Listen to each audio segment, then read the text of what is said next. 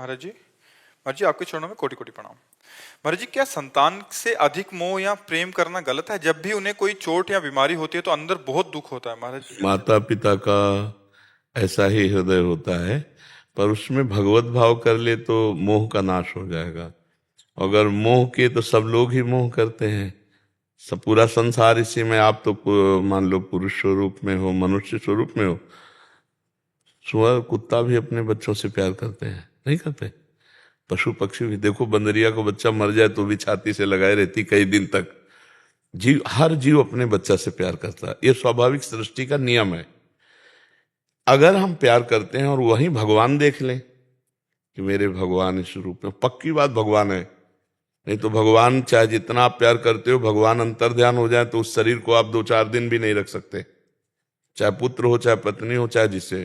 तो आप कहीं ना कहीं भगवान से ही प्यार करते हैं, अनजाने में भी। तो जानकर प्यार करो, तो वो प्यार जो मोह बंधन का कारण है वही मोक्ष का कारण बन जाएगा। आप पुत्र में भगवान की भावना करके ऐसा ही प्यार करें।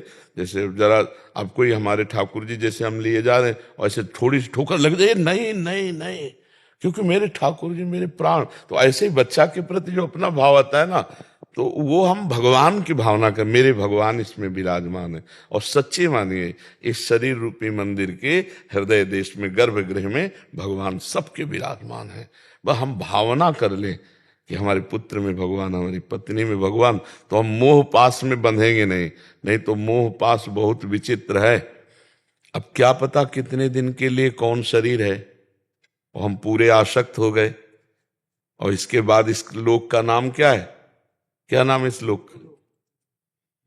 मतलब अवश्य होगी, अवश्य होगी। अब हमारी हालत क्या होगी, थोड़ी देर के लिए सोचो।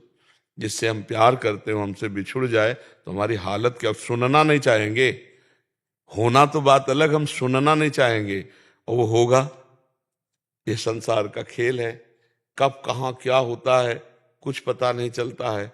तो हमें लगता है हमें तैयार रहना चाहिए कि श्री भगवान सबके अंतर में विराजमान है, और भगवान सब समय हमारे साथ रहते हैं। भगवान जब सर्वत्र हैं तो हमारे पास भी हैं। भगवान सब समय में है तो इस समय भी हैं। भगवान सबके हैं तो हमारे भी हैं। तो फिर हमें थोड़ा ज्ञान हो जाएगा, तो हम मोह पास में नहीं तो बहुत विचित्र मोह पास है।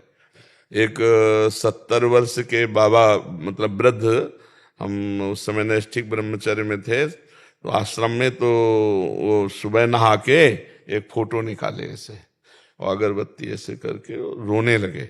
तो हमें लगा इनकी गुरु माता होंगी, क्योंकि जैसा भाव उनका देखा ना कि धूप बत्ती करना और रोना। तो नजदीक पूछा, नई अवस्था थी हमारी, कि बाबा ये आपकी गुरु माता है? उनका नहीं। तो फिर उनका कौन है? कुल देवी है? तो उनका नहीं, हमारी पत्नी है। और वो पधार गई, मतलब इतने आसक्त पत्नी में के फोटो रखते, उसे अगरबत्ती करके और रोते, कोई भगवत भाव नहीं।